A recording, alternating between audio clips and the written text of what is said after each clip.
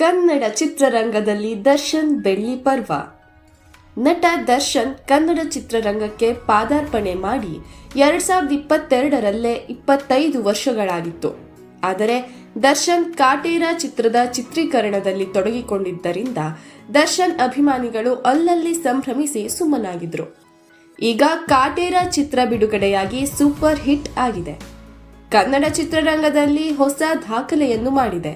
ಹೀಗಿರುವಾಗ ಈ ಸಂಭ್ರಮವನ್ನು ಆಚರಿಸಲು ಅಭಿಮಾನಿಗಳು ಸಿದ್ಧತೆ ನಡೆಸಿದ್ದಾರೆ.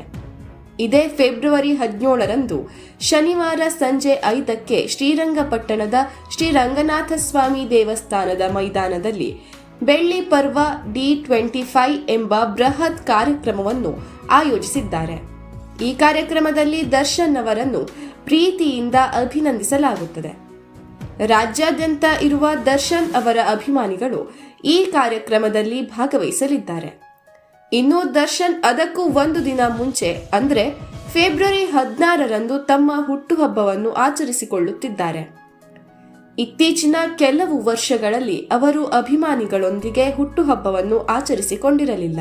ಈ ಬಾರಿ ಬೆಳ್ಳಿ ಪರ್ವದಲ್ಲೇ ಅಭಿಮಾನಿಗಳನ್ನು ಭೇಟಿ ಮಾಡಿ ಅವರೊಂದಿಗೆ ಹುಟ್ಟುಹಬ್ಬ ಆಚರಿಸಿಕೊಳ್ಳುವ ಸಾಧ್ಯತೆ ಇದೆ. ಈ ಹುಟ್ಟುಹಬ್ಬಕ್ಕೂ ಮುನ್ನ ದರ್ಶನ್ ಇತ್ತೀಚೆಗೆ ತಮ್ಮ ಪತ್ನಿ ವಿಜಯಲಕ್ಷ್ಮಿ ಮತ್ತು ಮಗ ವಿನೀಶ್ ಹಾಗೂ ಸ್ನೇಹಿತರ ಜೊತೆಗೆ ತಿರುಪತಿ ಮತ್ತು ಕಾಳಹಸ್ತಿಗೆ ಹೋಗಿ ದೇವರ ದರ್ಶನ ಮಾಡಿಕೊಂಡು ಬಂದಿದ್ದಾರೆ.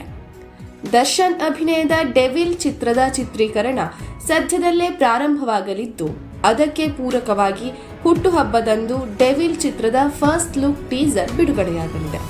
ಈಗಾಗಲೇ ಪ್ರೇಮ್ ನಿರ್ದೇಶನದಲ್ಲಿ ಒಂದು ಹೊಸ ಚಿತ್ರದಲ್ಲಿ ನಟಿಸುವುದಕ್ಕೆ ಒಪ್ಪಿಕೊಂಡಿದ್ದು, ಈ ಚಿತ್ರವನ್ನು KVN ಪ್ರೊಡಕ್ಷನ್ಸ್ ನಿರ್ಮಿಸಲಿದೆ.